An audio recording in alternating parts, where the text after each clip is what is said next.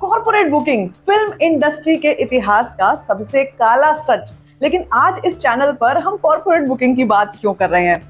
तो अगर आप मेरे चैनल को शुरू से फॉलो करते आ रहे हो तो आपने नोटिस किया होगा कि मेरे इनिशियल टाइम्स में मैंने बहुत सारे एक्सपोजेस किए थे कॉर्पोरेट बुकिंग को लेकर और किस तरीके से ये पूरा नेक्सस चलता है। लेकिन आज के समय में एक ऐसी बड़ी फिल्म रिलीज हुई है और एक ऐसे बड़े सितारे की फिल्म रिलीज हुई है जिसके बाद इस टॉपिक को लाया जा रहा है, क्योंकि उस फिल्म की कलेक्शन काफी बॉच्ड अप दिखाई दे रही है।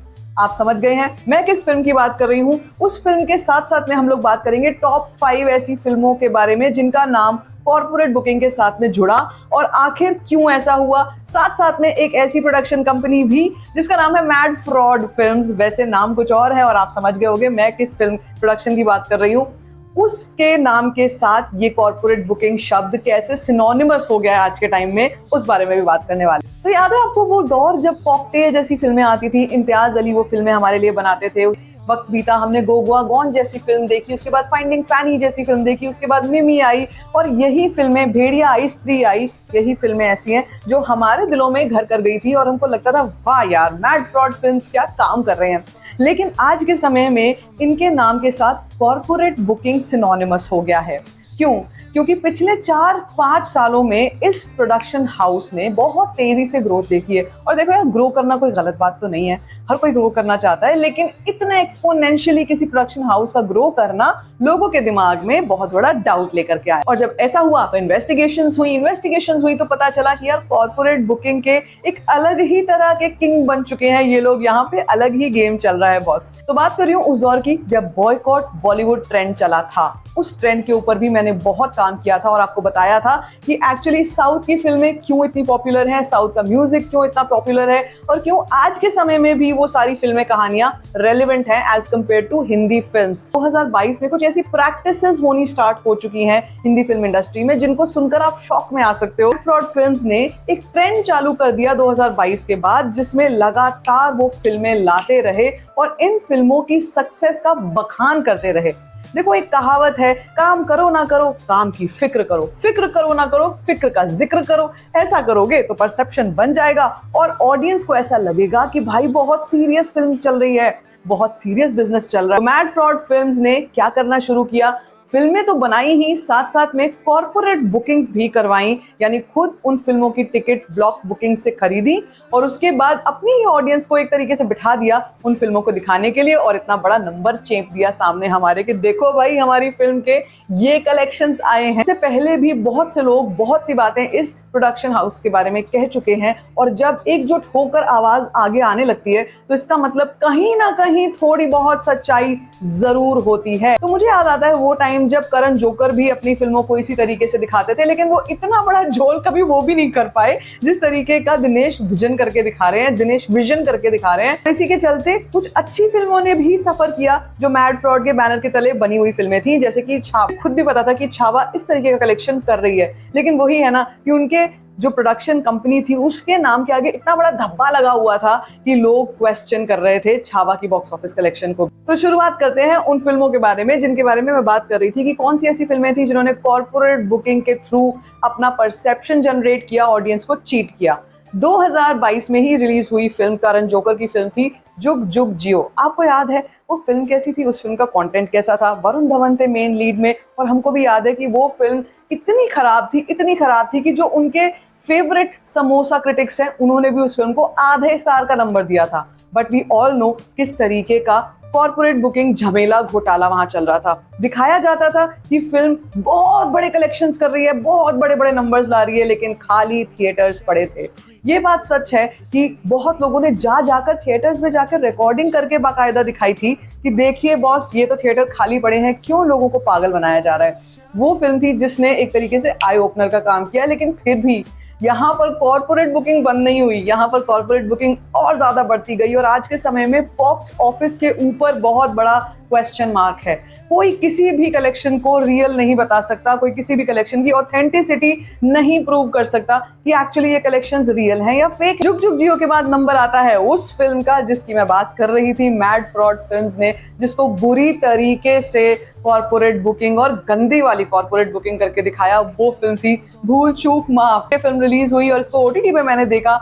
और मैं कह सकती हूँ कि अगर ये फिल्म OTT पर केवल आती तो भी लोग बहुत खुश हो जाते, तो भी ये उसी लायक थी। लेकिन इस फिल्म को जिस तरीके से दिखाया गया, इसके नंबर्स को जिस तरीके से दिखाया गया, सब लोगों ने अपना सर पकड़ लिया था कि भाई ये चल क्या रहा है। जो फिल्म एक हफ्ते के अंदर अंदर OTT पर आ गई, वो उसने पहले इतना पैसा कैसे कमा लिया, it is not even close to possible. उसके बाद एक फिल्म आई थी जो इसी साल के शुरुआत में आई थी, जिसका नाम था गेम चेंजर। रामचरण की फिल्म थी और उस फिल्म के बाद भी लोगों को, बल्कि जो उनके रामचरण के खुद के फैंस थे, वो खुद आकर सोशल मीडिया पर ये बोल रहे थे कि ऐसा नहीं हो सकता कि इस फिल्म के कलेक्शन इतने बढ़ चढ़ के आए, क्योंकि इसका कंटेंट बहुत ज्यादा खराब था। खाली थिएटर्स पड़े थे और दिखाया ये जा रहा था कि नंबर्स करोड़ों में खेल रही है ये फिल्म।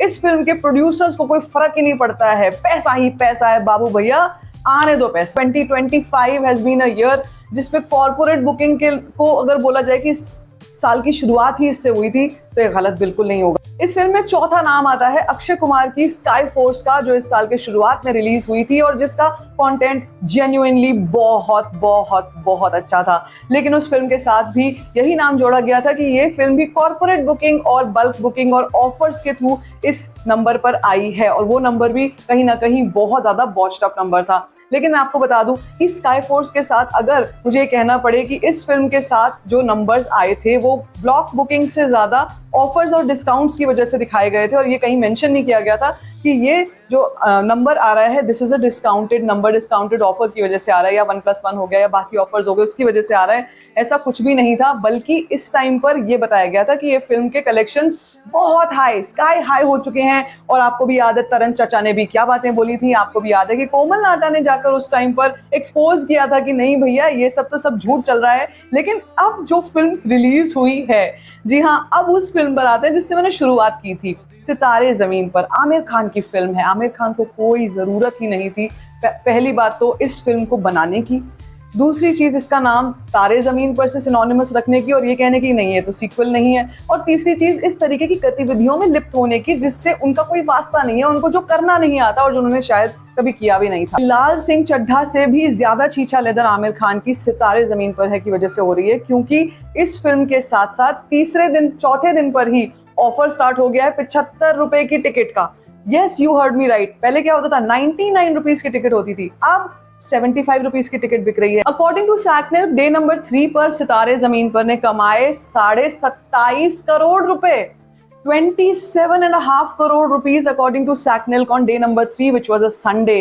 और डे नंबर 4 पर यह फिल्म अभी तक 2-2.5 करोड़ भी नहीं कमा पाई है। ऐसा कैसे पॉसिबल है? देखो, एक ट्रेंड आपको बता देती हूँ कि अगर फिल्में संडे को इतना बड़ा नंबर टच कर जाती हैं, 27 करोड़ तक का नंबर टच कर जाती है, तो मंडे को मिनिमम टू मिनिमम, बता रही हूं आपको, बमुश्किल 8 से 9 करोड़ रुपए आराम से आ जाता है इस टाइम तक। ऐसा क्यों होता है? क्योंकि जब फिल्मों का मोमेंटम इतना ज्यादा स्पीड पे होता है तो उसको रुकते रुकते भी समय लगता है। जो लोग संडे को फिल्म नहीं देख पाते फिर वो मंडे को फिल्म देखते हैं, ऐसा ट्रेंड चलता है। लेकिन सितारे के साथ क्या हो रहा है? सितारे के साथ ये हो रहा है कि फिल्म इधर थी एकदम संडे को और यहाँ एकदम आके गिरी है सीधा on a Monday, which is not possible at all. ये हो ही नहीं सकता है। मंडे को शो लग रहे हैं सुबह 9 बजे के, संडे को शो लग रहे थे सुबह 11 बजे के, अब शो वापस 9 बजे के, 9:30 बजे के लगे हैं पहली बार, और वो शोज खाली, इवनिंग शोज हाउसफुल। आपको बड़ी बड़ी फिल्मों के बारे में भी बताती हूँ और ऐसी फिल्मों के बारे में बताती हूँ जिनकी ऑर्गेनिक नंबर्स थे। फॉर एग्जाम्पल, मैं अक्षय कुमार की फिल्म हाउसफुल 5 की बात करती हूँ। इस फिल्म के नंबर्स कहीं ना कहीं ऑर्गेनिक थे, और इस फिल्म के नंबर्स को मैं अगर यहाँ पर सितारे से कंपेयर कर लेती हूँ, तो अगर हाउसफुल के नंबर संडे को इतने ज्यादा हाई थे तो मंडे को भी वो इतना स्टीप ड्रॉप कभी नहीं देखा होगा उसने। इससे पहले अगर हम और बड़ी बड़ी फिल्मों की बात करते हैं, पुष्पा 2 की बात करते हैं और किसी ऐसी फिल्म की बात करते हैं जो कि छुट्टियों में रिलीज नहीं हुई, ये सितारे फिल्म समर वेकेशंस में रिलीज हुई फिल्म है, छुट्टियां चल रही हैं। अगर छुट्टियों के दिन पे भी मंडे से इफेक्ट आ रहा है फिल्म पर, तो फिर ये बहुत बड़ा घपला है बॉस। फिर तुम सोचो किस लेवल की प्लानिंग चल रही है, अलग लेवल की प्लानिंग चल रही है यहाँ पे। अगर ये बता रही हूँ आपको कि यहाँ पर बहुत बड़ी चीजें चल रही हैं, मैड फ्रॉड को भी पीछे छोड़ दिया आमिर खान ने, तो ये गलत नहीं होगा। चौथे दिन पर 75 रुपए की टिकट का ऑफर मेरे फोन पर आ चुका है। जस्ट इमेजिन, बहुत सारे पोल पट्टियां खुल चुकी हैं, बहुत सारे लोगों को समोसा भेजा गया था, कईयों ने समोसा खाया, कईयों ने समोसा नहीं खाया, तो इसके चलते कुछ एक्सपोज भी हो गए। कई लोगों ने जाकर मीडिया में भी जाकर बोल दिया कि देखो भैया, हमको इतने समोसे मिल रहे थे, हमको इतने समोसे मिल रहे थे from the PR agency of Aamir Khan. बोलते हुए भी शौक लगता है, बोलते हुए भी बुरा लगता है कि हम एक ऐसे एक्टर की बात कर रहे हैं जिनको हमने बचपन से देखा है, एडमायर किया है, जिनकी फिल्मों को हम एक डिफरेंट नज़र से देखते हैं। और शायद सितारे के रिव्यू में भी मैंने ये बात कही थी कि यार जाओ अपनी फैमिली के साथ इस फिल्म को देख सकते हो, लेकिन 500 रुपए की टिकट बहुत हाई होती है। थोड़ा इंतजार कर सकते हो कि वो फिल्म थोड़ा टिकट प्राइसिंग कम करेंगे मेकर्स, तब जाके तुम इस फिल्म को देख सकते हो। लेकिन इस तरीके की गतिविधियां सामने आना अपने आप में शर्मनाक है। कॉर्पोरेट बुकिंग पहले से चलती चली आई है, आगे भी चलती रहेगी और इसी तरीके से एक्सपोज करती ही चली जाऊंगी मैं आपके सामने कि किस तरीके से पहले करण जोकर और अब मैड फ्रॉड फिल्म्स लग चुके हैं, हाथ पैर मुंह हाथ सब धो धा के कि चलो भैया लग जाते हैं, लोगों को दिखाते हैं कि देखो हमारी फिल्म कितने पैसे कमा चुकी है, और फिर लोग जाएंगे उस परसेप्शन में जाकर फिल्म को देख आएंगे। Very very very dangerous trend. आगे चल के क्या होगा वो मैं आपको बताती ही रहूंगी, लेकिन आपको क्या लगता है कि क्या वाकई में हिंदी फिल्म इंडस्ट्री में कॉर्पोरेट बुकिंग और ज्यादा पैर पसारती जा रही है या नहीं? Let me know in the comment section. बाकी if you like this video, give it a thumbs up, don't forget to share it and don't forget to subscribe to my channel, which is called Storyfying.